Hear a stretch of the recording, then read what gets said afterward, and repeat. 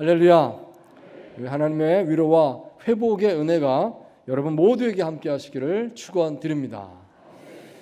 오늘은 부흥이라고 하는 주제를 이 시간 함께 이야기 나누고자 합니다. 어쩌면 부흥이라고 하는 이 주제에 대해서 별로 관심이 없는 분도 계실지 모르겠습니다. 부흥 그러면 그거는 교회적인 것이고 그거는 종교적인 것이니까 우리들의 평범한 일상과는 좀 거리가 있는 것이 아닐까, 이제 그렇게 생각하실지도 모르겠습니다.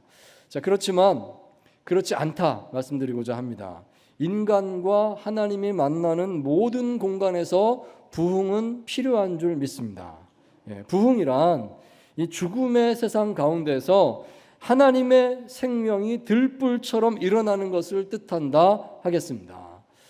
이 부흥한다라고 하는 이 단어는 영어로 revive입니다. revive. 근데 이 뜻이 뭔가 보면 re가 다시라는 뜻이 있는 것이고요. 이 vive라고 하는 건 라틴어 비부스에서 온 말인데 이 비부스란 말은 살아있다는 말입니다. 그러니까 부흥은 다시 살아납니다. 다시 회복됩니다. 이런 뜻이 있는 것입니다. 비록 지금은 다 죽은 것처럼 보이지만 하나님께서 반드시 다시 살아나게 하실 줄 믿습니다. 인터넷 사이트 holybible.com에서 우리에게 부흥이 필요한 26가지 지표라는 것이 있는 것을 봤는데요. 그 중에서 몇 가지를 여러분들에게 소개해드리고자 합니다. 첫 번째로, 과거에 사랑했던 것처럼 더 이상 하나님을 사랑하지 않게 되었을 때, 즉 하나님을 향한 이 사랑의 마음이 좀 식어졌다라고 느낄 때, 그때 부흥이 필요하다 하겠습니다. 두 번째로, 증인으로서의 노력을 게을리하게 됐을 때, 즉 복음 증거의 열정이 좀 무뎌졌을 때, 그럴 때입니다. 세 번째로, 영원에 대하여 생각하지 않게 됐을 때. 네 번째, 기독교인 남편과 아내가 함께 기도하지 않을 때. 다섯째, 예배가 지루하게 느껴진다라고 그렇게 마음에 다가올 때. 여섯째, 찬양이 부르기 싫다라고 느껴질 때. 일곱째, 죄에 대한 애통함이 약해졌을 때. 자, 여러분, 이 중에서 자신에게 해당되는 것이 무엇이 있다라고 느껴지시는가요? 참으로 여러분 모두 이 성령 안에서 진정한 부흥을 경험하게 되시기를 축원드립니다. 자, 오늘 본문 말씀은 이사야서 40장 말씀입니다. 이사야서를 크게 두 부분으로 나눌 때 제1 이사야, 제2 이사야 이렇게들 많이 이야기를 하는데요. 여기 40장 말씀은 제2 이사야의 시작 부분이 되겠습니다. 이사야서는 크게 둘로 나눠서 봤을 때 여기 40장부터 완전히 분위기가 새로워집니다. 앞에 39장까지는 주로 심판에 대한 예언을 했다고 하면 여기 40장부터는 그 배경이 바벨론 포로 시대라고 여겨지는데요. 하나님께서 당신의 백성들을 해방시켜 주시고 하나님의 나라를 마침내 세우실 것이다. 그것을 선포하고 있습니다. 여기 1절, 2절 보십시오. 1절에 먼저 이렇게 시작합니다. 위로하라, 위로하라, 내 백성을 위로하라. 위로하라는 말을 반복하면서 하나님의 그 위로의 메시지가 이제 선포된다, 이것을 선언하듯이 말씀을 하고 있는 것입니다. 그리고 2절에 모든 노역이 끝났다 말을 하고요. 죄값을 다 치렀다 이렇게 말씀을 합니다. 그동안 죄를 지어서 바벨론 포로 생활을 하면서 죄값을 치르고 있었다는 것입니다. 그렇지만 이제 하나님께서 선언하십니다. 모든 고생은 끝났다. 모든 벌을 다 받았다. 이제 해방되게 됐다. 이걸 말씀하는 겁니다. 분위기가 상당히 감격적이다 말할 수 있습니다. 혹시 여러분들 가운데서 성경을 이렇게 열심히 읽으시면서 이렇게 밑줄 긋기를 좋아하시는 분들이 종종 계실 것 같은데요. 이사야서를 한번 보시면 특별히 여기 40장 이후부터는 밑줄 그은 데가 많으실 거예요. 왜냐하면은 선언적으로 하나님께서 그 위로와 회복의 그 말씀을 막 선포하듯이 주시기 때문에 우리 가슴에 찌릿찌릿하게 와닿는 말씀들이 참 많습니다. 이사야 40장 이후부터 분위기가 그런 분위기다 하는 것이죠. 자, 그러므로 오늘 우리는 이사야 40장에서 부흥이라고 하는 주제를 생각해 보기를 원합니다. 마치 지금까지는 잠을 자는 것처럼 내가 침체되어 있었다고 하면 이제 일어날 수 있게 되기를 바랍니다. 하나님의 위로와 회복의 날이 밝았습니다. 여러분 그 가슴 벅찬 마음으로 오늘 말씀을 함께 읽었으면 좋겠습니다. 자, 우리가 함께 하나님의 부흥은 어떻게 일어나는 것인가 보기를 원합니다. 자, 첫째로 하나님의 임재를 사모하십시오. 하나님 내 안에 오셔서 나의 마음과 생각을 다스려 주시옵소서. 여러분 이것이 부흥의 첫걸음인 줄 믿습니다. 자, 3절에서 5절까지 말씀을 다시 한번 보겠습니다. 시작. 외치는 자의 소리여 이르되 너희는 광야에서 여호와의 길을 예비하라. 사막에서 우리 하나님의 대로를 평창하게 하라. 골짜기마다 돋워지며 산마다 언덕마다 낮아지며 고르지 아니한 곳이 평탄하게 되며 험한 곳이 평지가 될 것이요 여호와의 영광이 나타나고 모든 육체가 그것을 함께 보리라. 이는 여호와의 입이 말씀하셨느니라. 아멘. 자, 여기 5절 말씀을 먼저 한번 보시기 바랍니다. 여호와의 영광이 나타나고 모든 육체가 그것을 함께 보게 되리라 말씀합니다. 즉 하나님의 임재를 선포하고 있는 것입니다. 하나님이 오셔서 하나님 여기 계시다 이렇게 말씀하게 될 것이다 하는 것입니다. 하나님께서 이렇게 우리 가운데 오시는구나 볼 수가 있습니다. 미국 세들백 교회의 릭 워렌 목사님이 쓰신 세들백 교회 이야기라고 하는 책이 있습니다. 1996년에 나온 책이니까요. 조금 시간이 좀 지난 책입니다. 그렇지만 이 책은 지금 봐도 상당히 실용적이고 변하지 않는 지혜를 담고 있구나 그런 느낌을 가지게 됩니다. 특별히 이 책 서두에서 교회 성장에 대한 이야기를 짧게 전하고 있는데요. 아주 뜻밖의 말을 하는 것을 보게 됩니다. 이렇게 말합니다. 교회 성장은 파도 타기와 같습니다. 이렇게 말합니다. 이 교회가 위치한 곳이 캘리포니아 지역이거든요. 거기는 이제 태평양 해안가가 되니까 파도 타는 사람들이 많은 거죠. 그거를 비유로 말씀하는 겁니다. 교회 성장은 파도 타기와 같습니다. 그 당시에는 교회 성장학이라고 하는 것이 아주 대세였던 시대였습니다. 그래서 보통 교회 성장에 대해서 말하자 그러면 다양한 방법론을 말하는 것이 유행이었습니다. 교회 성장이요 이렇게 해야 됩니다. 이렇게 해야 부흥합니다. 저렇게 해야 부흥합니다. 이런 식으로 말을 많이 했던 것입니다. 자, 그렇지만 그때 릭 워렌 목사님은 아주 간단한 비유로 이 교회 성장에 대한 말씀을 하셨습니다. 교회 성장은 파도 타기와 같습니다. 이 말이 무슨 뜻인가 하면 파도 타기 선수가 절대로 파도를 탈 때 스스로 파도를 만들려고 하지 않습니다. 그런 말입니다. 파도는 하나님께서 보내주시는 것이고 우리가 할 일은 그 파도를 잘 타는 겁니다. 이게 부흥입니다. 이렇게 말을 했다는 것이죠. 실수하는 것이 뭐냐면 내가 파도를 만들려고 하는 거예요. 내가 파도를 이렇게 하면 만들고 이렇게 하면 될 것이다 말하니까 그것 때문에 더 어려움에 빠진다. 그게 아니라 부흥의 파도를 주시옵소서. 하나님께서 주시는 부흥의 파도를 잘 보고 분별하고 잘 타는 게 내가 할 일이다. 이렇게 접근을 해야 된다 하는 것이죠. 정말 맞는 말이고 지혜로운 통찰이구나 하는 생각이 들었습니다. 여러분 우리 삶에 부흥이 일어나게 하기 위해서 가장 먼저 중요한 원칙은 하나님께서 나의 삶에 임재하시는 것이고 하나님께서 나의 삶을 주관하게 하는 것인 줄 믿습니다. 부흥은요 내가 만들어내는 것이 아니라 하나님께서 일으키시는 파도를 타는 것입니다. 그렇기 때문에 하나님께서 먼저 오셔서 나를 주관하게 하시는 것이 중요한 것입니다. 하나님이 하십니다. 그리고 나는 그 하나님이 하시는 그 물결에 함께 보조를 맞춘다. 그게 부흥이라는 것입니다. 자, 다만 한 가지 중요한 조건이 있다고 하면 그것은 하나님의 임재하심을 위해서 내 마음의 장애물을 제거하는 것이 되겠습니다. 신약 복음서에 보시면 세례 요한이 바로 여기 이사야서 40장 말씀을 인용해서 사람들 앞에 선포한 것을 볼 수가 있습니다. 그러면서 그가 선포하기를 회개하라 했습니다. 회개하라. 무슨 뜻이겠습니까? 이제 길을 닦으라는 것이 마음의 걸림돌들을 다 내려놔라. 곧 회개하라는 말씀이라는 것입니다. 누가복음 3장의 말씀입니다. 제가 읽겠습니다. 그러므로 회개에 합당한 열매를 맺고 속으로 아브라함이 우리 조상이라 말하지 말라. 무리가 물어 이르되 그러면 우리가 무엇을 하리까? 대답하여 이르되 옷 두 벌 있는 자는 옷 없는 자에게 나눠줄 것이요 먹을 것이 있는 자도 그렇게 할 것이니라 하고, 세리들도 세리를 받고자 하여 와서 이르되 선생이여 우리가 무엇을 하리까 하매 이르되 부과된 것 외에는 거두지 말라 하고, 군인들도 물어 이르되 우리는 무엇을 하리까 하매 이르되 사람에게서 강탈하지 말며 거짓으로 고발하지 말고 받는 금료를 족한 줄로 알라 하니라. 아멘. 자, 세례 요한이 와서 사람들에게 회개의 세례를 전파했고, 사람들이 와서 어떻게 할 거야 할 때 그 회개하는 내용들을 조목조목 얘기했다는 것입니다. 너의 삶에 하나님을 받아들이는데 걸림이 되는 것이 있다. 이걸 바로잡아라. 이걸 바로잡아라. 말씀을 했다는 것입니다. 즉 하나님 앞에서 자신의 삶을 통찰하십시오.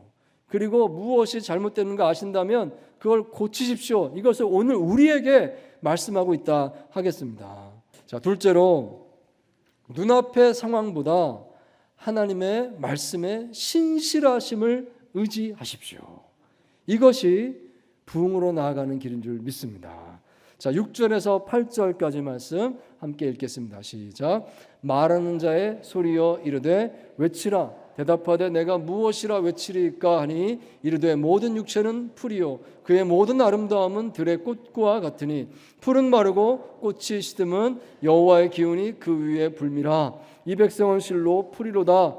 풀은 마르고 꽃은 시드나 우리 하나님의 말씀은 영원히 서리라 하라. 아멘. 이 말씀 정말 유명한 말씀이죠. 풀은 마르고 꽃은 시드나 우리 하나님의 말씀은 영원히 서리라. 믿으십니까?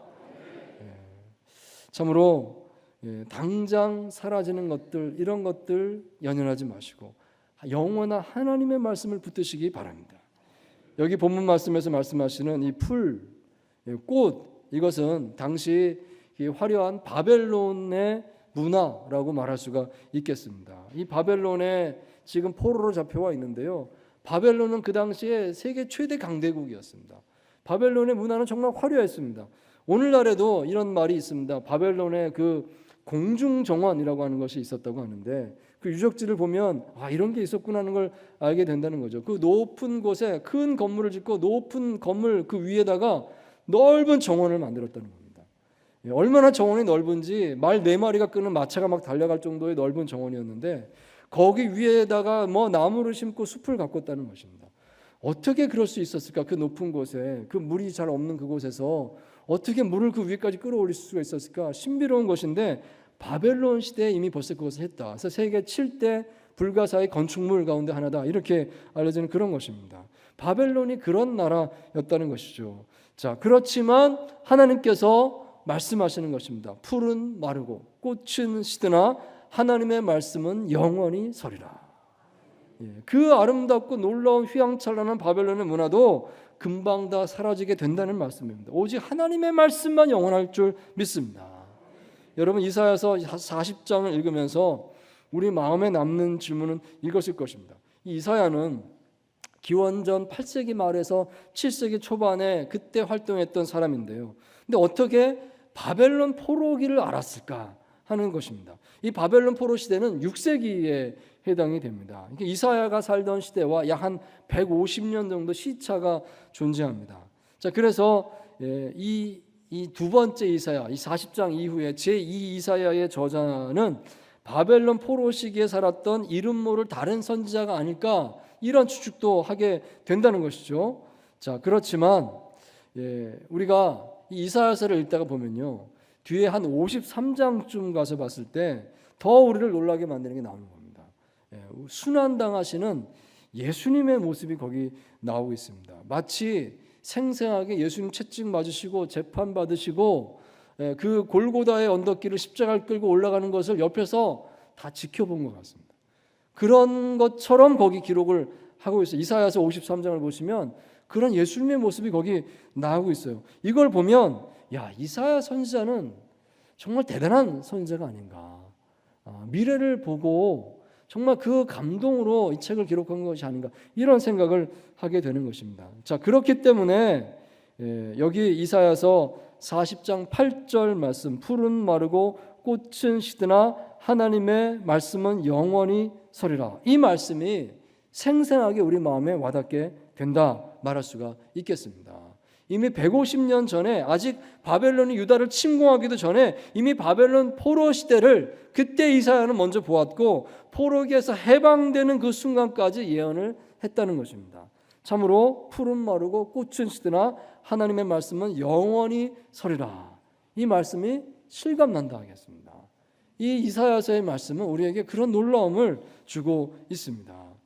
눈앞의 상황은 부정적으로 보일 수가 있습니다. 도저히 어떤 희망을 말할 수 없을 만큼 답답한 상황일 수가 있습니다. 그렇지만 풀은 마르고 꽃은 시들어도 하나님의 말씀은 영원한 줄 믿습니다. 이것이 진정으로 하나님께서 하신 말씀이라면 그 말씀대로 반드시 이루어질 줄 믿습니다. 여러분, 하나님의 말씀을 보고 하나님의 말씀을 붙들고 하나님 말씀 가운데서 우리가 소망을 가질 수 있게 되기를 바랍니다. 사랑하는 여러분, 눈앞의 상황보다 그 어떤 세상적인 화려함보다 하나님의 말씀의 신실하심을 의지하십시오. 그것이 부흥으로 나아가는 길을 열어줄 줄 믿습니다. 자, 세 번째로 하나님의 선교의 증인이 되십시오. 말씀드립니다. 자, 9절 말씀 또 같이 읽습니다. 시작. 아름다운 소식을 시온에 전하는 자여 너는 높은 산에 오르라. 아름다운 소식을 예루살렘에 전하는 자여 너는 힘써 소리를 높이라. 두려워하지 말고 소리를 높여 유다의 성읍들에게 이르기를 너희의 하나님을 보라 하라. 아멘. 자, 이 구절을 다른 번역, 새 번역으로 다시 한번 읽어보면 좋겠는데요. 제가 다시 한번 읽도록 하겠습니다. 좋은 소식을 전하는 시온아, 어서 높은 산으로 올라가거라. 아름다운 소식을 전하는 예루살렘아, 너의 목소리를 힘껏 높여라. 두려워하지 말고 소리를 높여라. 유다의 성읍들에게 여기에 너희의 하나님이 계신다 하고 말하여라. 아멘. 자, 이 두 번역이 같은 원문을 번역한 건데 비슷합니다. 그런데 살짝 차이가 있어요. 그 차이를 좀 우리가 알았으면 좋겠습니다. 이 원문 말씀에 따르면요, 지금 나가서 외쳐라 라고 하는 그 외치라는 명령을 듣는 자가 누구냐? 그것이 시온입니다. 시온아 높은 산으로 올라가라. 예루살렘아 너의 목소리를 힘껏 높여라. 근데 우리 개역 개정 성경에는 시온을 향해서 외쳐라, 예루살렘을 향해서 외쳐라, 이제 이렇게 되는 것처럼 보여지게 이 번역이 됐는데요. 사실 그렇지 않다는 거죠. 원문은 시온이 나가서 외치라는 겁니다.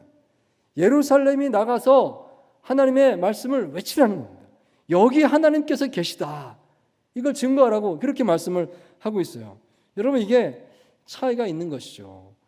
하나님의 백성이 여기 앞서 8절까지 말씀, 이사야서 40장 1절에서 8절까지 말씀 보시면 하나님의 위로를, 하나님의 회복을, 그 은혜를 충분히 받았다는 것입니다. 충분히 받았으니 이제 9절 말씀하는 게, 이제 은혜를 받은 너 하나님의 백성아, 시온아, 예루살렘아, 너희가 함께 나가서 전파하라, 외쳐라, 이렇게 말씀하고 있는 겁니다. 받은 은혜에 합당하게 나아가서 하나님의 메신저가 되라. 하나님 여기 계시다, 이렇게 외쳐라, 이렇게 말씀을 하고 있는 것이죠. 여러분, 우리가 이것을, 이 의미를 분명하게 깨닫기를 원합니다. 여기 이 말씀, 그래서 9절 말씀은요, 이렇게 말하겠습니다. 이것은 하나님의 선교 명령입니다. 하나님의 구원받은 백성이요, 하나님의 은혜를 받은 백성이요, 그냥 그 자리에 앉아있지 마시고 나아가서 외치십시오. 나아가서 하나님의 그 임재하심을 외치십시오. 하나님을 증거하십시오. 선교하라는 것입니다. 그 명령을 말씀하고 있습니다. 여러분, 이것이 이루어지는 것이 온전한 하나님의 부흥이다, 이것을 볼 수 있게 되기를 바랍니다. 여기 이사야서를 우리가 읽으면서 놓치지 말아야 되는 중요한 메시지가 바로 이것입니다. 하나님의 선교 명령이 나오고 있어요. 너희는 은혜를 받을지어다, 너희는 회복될지어다, 너희는 위로를 받을지어다, 이것만 있는 것이 아니라, 자, 위로를 받았으니 이제 너희는 일어나서 나가서 외쳐라, 하나님의 나라를 선포하라, 이렇게 말씀을 하고 있다는 것이죠. 이사야서 2장, 49장, 60장, 61장, 62장, 65장 보시면 분명하게 그 하나님의 열방을 모으시는 그 계획과 하나님 나라가 거기 증거되고 있습니다. 뿐만 아니라 이사야서 곳곳에 그 말씀들이 명확하게 드러나고 있습니다. 여러분, 그러므로 우리가 이 말씀을 읽으면서 바라보는 것이 우리가 선교적 교회가 되어야 되겠습니다. 이 말씀입니다. 좀 다소 어렵게 느껴질지 모르겠습니다. 선교적 교회, 잘 들어보지 못한 단어인데 선교는 들어봤고 교회는 들어봤는데 합쳐서 선교적 교회라고 하니까 다소 좀 생소할 수가 있겠습니다. 하지만 성경적인 말씀입니다. 선교적 교회가 되십시오. 하나님께서 이미 온 세상에 선교를 하고 계신 줄 믿습니다. 그렇죠, 여러분? 하나님께서 아담이 타락한 이후에 세상을 포기했느냐? 그렇지 않습니다. 다시 구원하겠다. 구원 계획을 가지고 하나님의 온전한 나라를 다시 회복시켜 만들겠다. 그것을 오늘까지 이루고 계신 줄 믿습니다.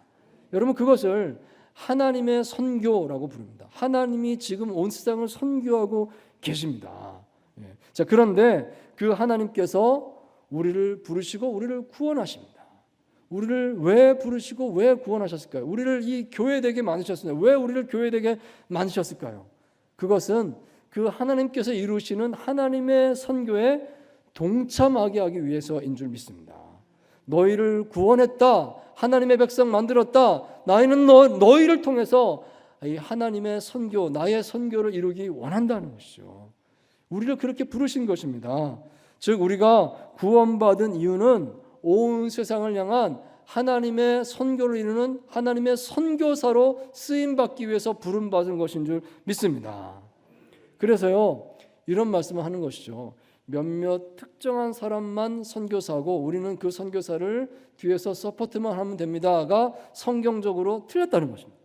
그게 아니에요. 하나님께서는 모든 구원받은 백성을 하나님의 선교사로 부르신 것이고 온 세상으로 하나님의 선교사로 파송하신 줄 믿습니다. 우리 백양로교회를 여기 부산에 하나님의 선교사로 하나님께서 파송하신 것입니다. 우리는 하나님의 선교를 감당하기 위해서 여기 와 있는 거예요. 모든 주의 백성들이 다 선교사다. 우리가 사는 삶의 자리가 다 선교지다. 우리가 선교의 삶을 살아야 될 줄 믿습니다.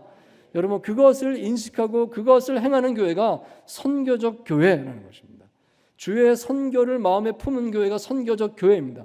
우리 교회가 그런 교회가 될 줄 믿습니다. 그런 교회가 되기를 하나님께서 원하시는 줄 믿습니다. 우리가 나아가서 세상에 복음을 증거하는 일, 또 많은 어려운 사람들, 정말 구원받을 사람들을 교회로 초청하는 일, 또한 뿐만 아니라 또 어려운 이웃들을 나아가서 우리가 섬기는 일, 그리고 예배로 모이는 일, 교구로 또 소그룹으로 모이는 일, 전부가 다 선교하는 것입니다. 세상 사람들이 우리의 모습을 보고 하나님을 알게 되는 것입니다. 아, 하나님이 여기 계시는구나. 여기 이사야서 49장 말씀을 40장 9절 말씀을 다시 한번 보십시오. 사람들이 와서 이렇게 알게 한다는 것입니다. 너희의 하나님을 보라. 그러니까 하나님을 보게 된다. 이 세 번의 성경에는 하나님이 여기 계시다 하라라고 되어 있습니다. 우리의 모습을 통해서 하나님이 세상에 드러나는 것입니다. 우리가 삶으로 선교를 하고 있는 줄 믿습니다. 여러분, 이것이 우리의 사명입니다. 이것이 이루어지는 것이 하나님의 부흥인 줄 믿습니다. 사랑하는 성도 여러분, 하나님께서 우리 안에 이루어지시는 부흥을 바라보시기 바랍니다. 첫 번째로 하나님의 임재를 사모하십시오. 그것을 위해서 회개하는 마음으로 내 안에 있는 모든 잘못된 것들을 고쳐달라고 하나님께 구하시기 바랍니다. 내게 정결한 마음 주시고 하나님 내게 오셔서 나의 모든 생각과 마음을, 내 삶을 다스려 주시옵소서. 두 번째로 내 눈앞에 어떤 상황보다도 어떤 좋은 것보다도 하나님의 말씀의 신실하심을 의지하시기 바랍니다. 풀은 마르고 꽃은 시들어도 하나님의 말씀은 영원한 줄 믿습니다. 말씀을 품으십시오. 세 번째로 하나님의 선교의 증인이 되십시오. 무슨 일을 하든지 나는 하나님의 선교사입니다. 하나님의 선교사로서 일을 감당할 수 있게 되기를 바랍니다. 반드시 삶에 하나님의 큰 부흥을 경험하게 될 줄 믿습니다.